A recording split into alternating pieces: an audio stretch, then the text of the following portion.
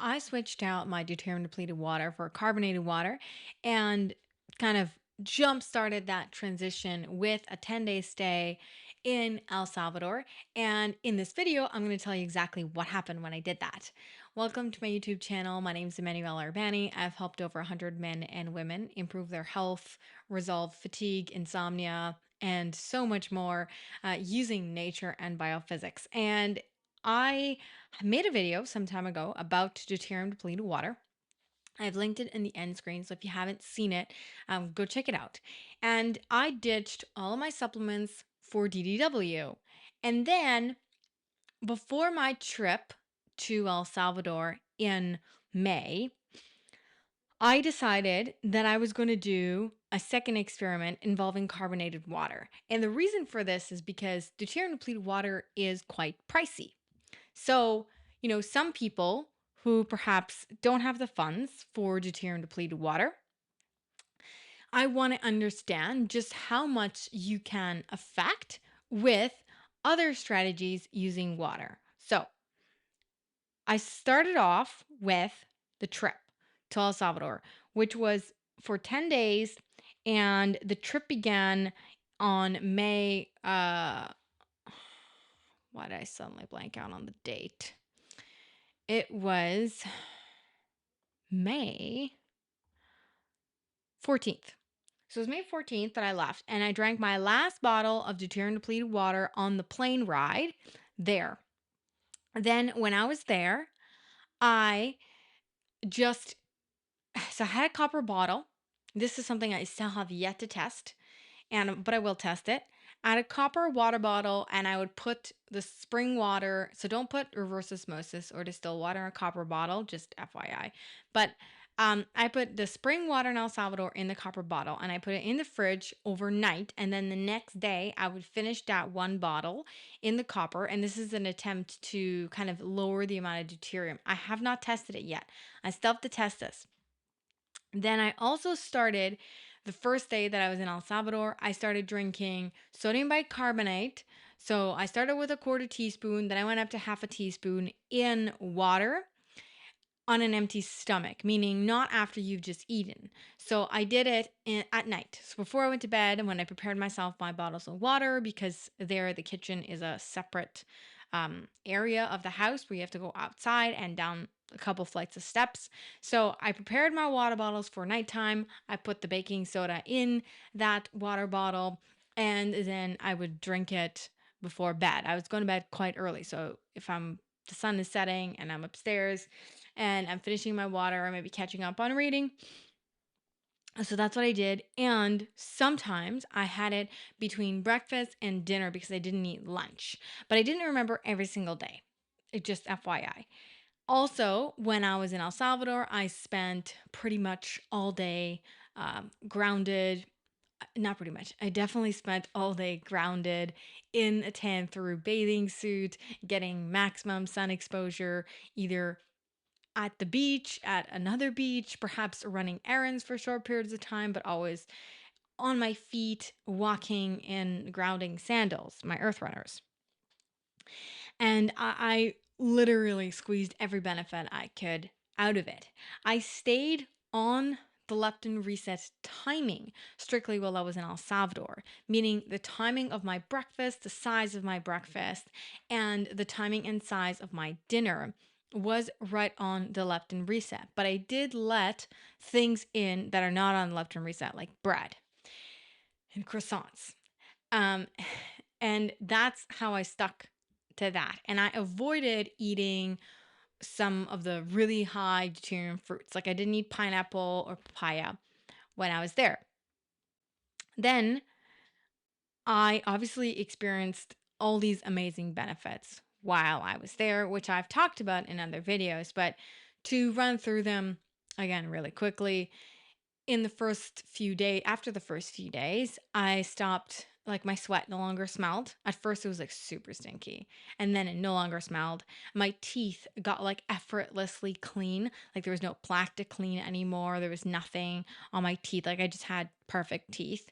And my breath also just smelled fresh, like right out of the bed. No need for anything. and energy improved. I got this glow on my skin, my hair improved, all of these things.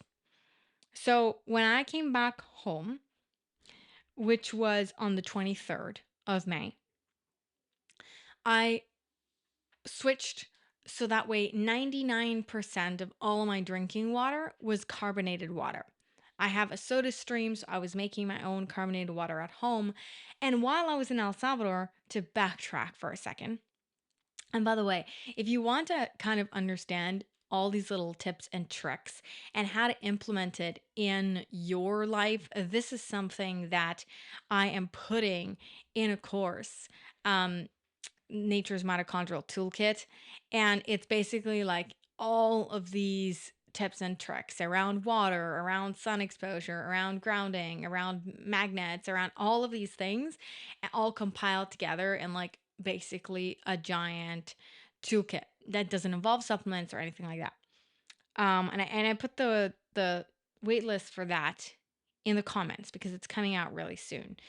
So, anyways, I came back and I was like, I'm not going to touch deuterium depleted water. And I want to know how long all my benefits are going to last. And again, all of the water now, I'm drinking all carbonated water. And while I was in El Salvador, a friend, he introduced me to Mito champagne, which was delicious. Obviously, it tastes better in El Salvador because the water tastes different, the limes are fresh, but it was half a lime with one of the, in El Salvador, they have canned and sometimes bottled carbonated water, Solitarius, which is just carbonated water, there's nothing else in there. And then you squeeze the half lime all the way in there, and then you add a really generous clump of sea salt and you drink it. So when I came home, 90% of my water was this drink. Now, I would sometimes go through phases where I would run out of lime juice because I would be buying bottled lime juice, obviously, because there's no limes here. And, it would be just because the lime juice itself is not as fresh, obviously. So I would put less. It would be more of like a sprinkle in there and half a teaspoon of carbonated water in like those tall, like I have like these tall glasses of water. And I was drinking that as the great majority of my water, except for on an empty stomach, where I would have one of those tall glasses with half a teaspoon of baking soda at night and one between breakfast and dinner. And the other thing I did is I bought the magnetic earrings that I have mentioned on my Instagram.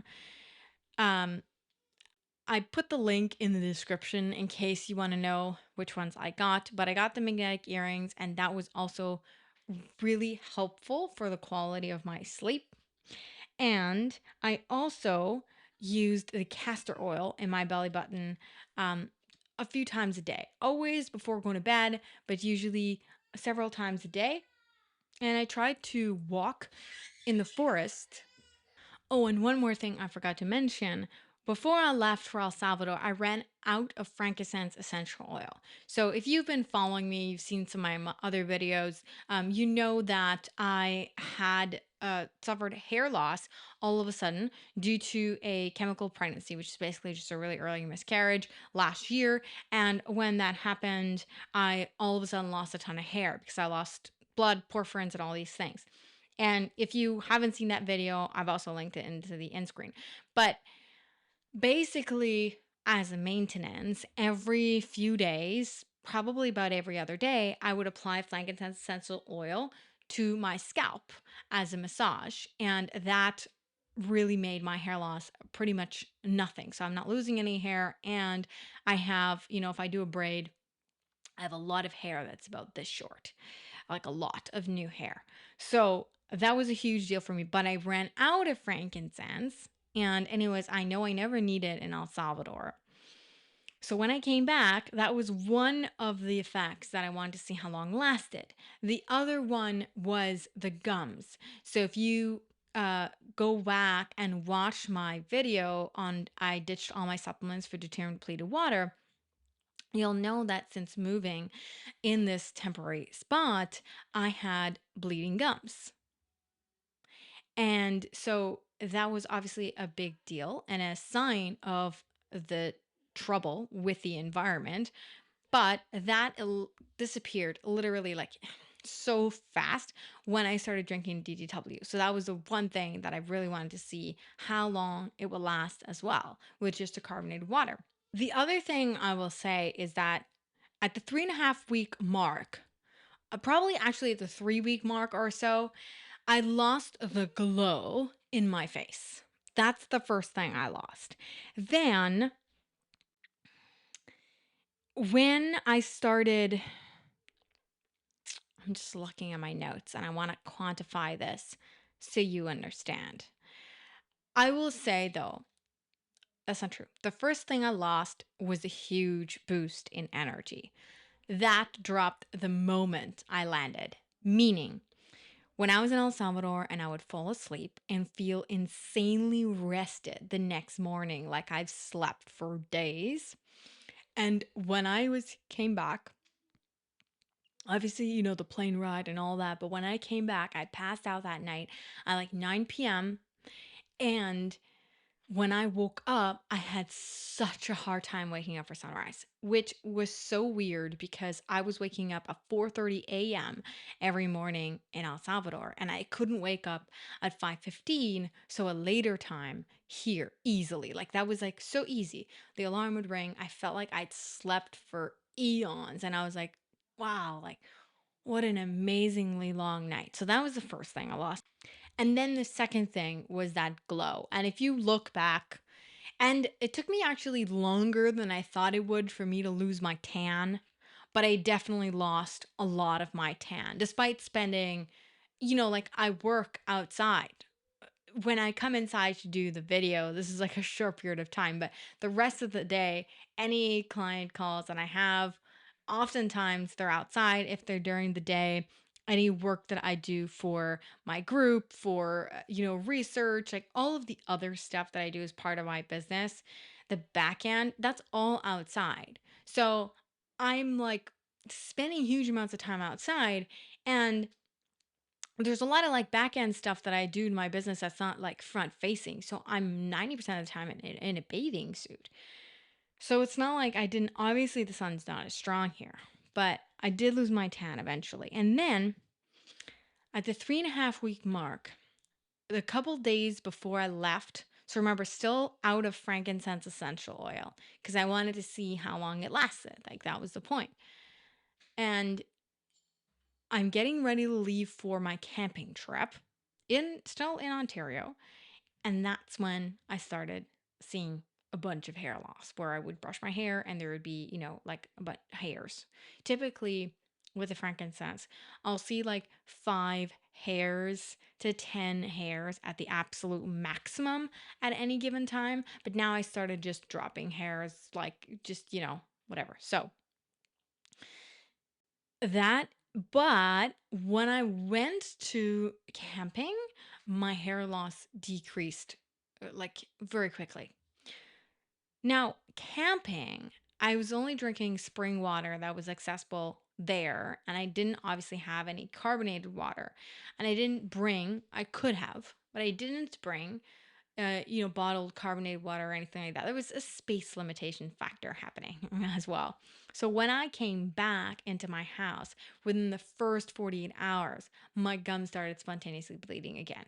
Now, I went straight back onto the pure carbonated water in the combinations that I've listed. So in drinking it the way I was drinking it, where I'm drinking the Mito champagne, the great majority of the time, 99% of my water is carbonated.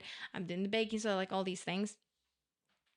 And in doing so, I was able to actually within a few more extra days. And what I would do is I would take the carbonated water and I would hold it in my mouth, something which I actually haven't done before. But that eliminated the bleeding gums quite quickly. And then I ordered my next bottle of frankincense because I'm like, I'm sorry, like I have all these hairs growing that are like this short. I have every intention of continuing that process. So I ordered more frankincense. I went back to using it. Everything went back to normal as far as that goes. And that's kind of how long the benefits lasted and how that faded. Now, there's some benefits that have been permanent and compounding with every trip to El Salvador related to libido, sex drive, sexual function, I should say, and a few other things that I'm planning on getting into and doing a deep dive on in another video. But it's interesting to note how some things will revert back. Like, even like, oh, my period will be less great, not as amazing. But yet, some other issues are like permanently resolved since my second trip there and they don't come back. That's basically the gist of it. Key take home here for you is that if you don't have the budget for deuterium depleted water, there's a lot of water hacks that you can leverage, and they're very, very, very inexpensive. Like sodium bicarbonate costs very little. Carbonated water is not a super expensive thing. Some lime or lemon juice, also not expensive. High quality sea salt is typically not a pricey thing either. And I think that that was actually pretty good.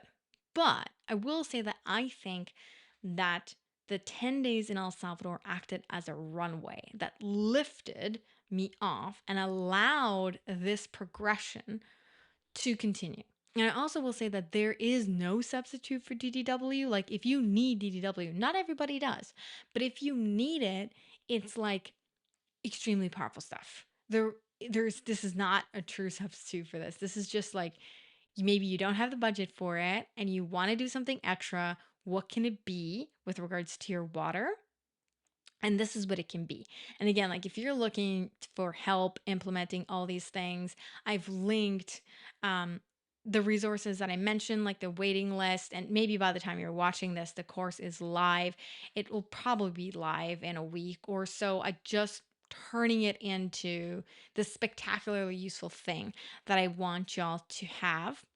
And then, of course, if you're looking for group support and want to ask me one on one questions in a group setting, then I've also linked Quantum Thrive.